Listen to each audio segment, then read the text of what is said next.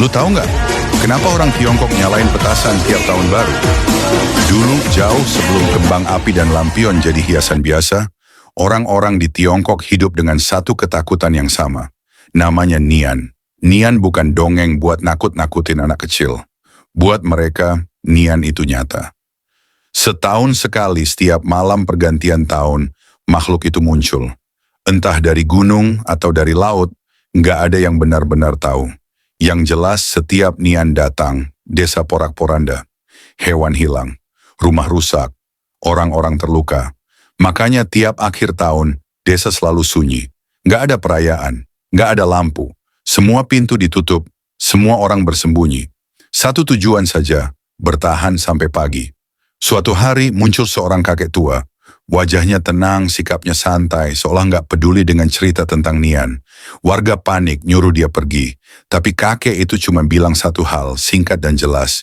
Nian itu kuat, tapi dia punya kelemahan. Malam itu saat Nian datang seperti biasanya, kakek itu nggak lari.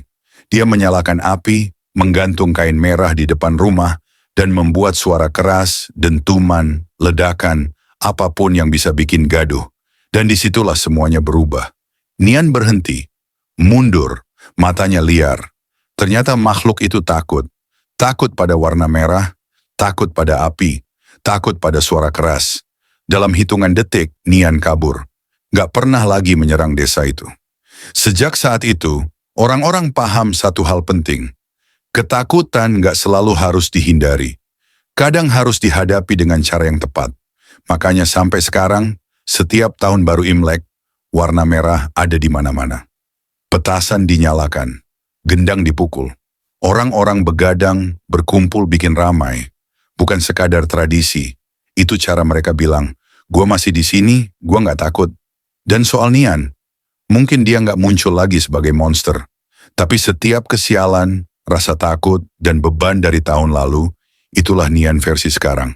Dan setiap kali orang merayakan tahun baru, mereka sedang melakukan satu hal yang sama sejak ribuan tahun lalu. Mengusir Nian.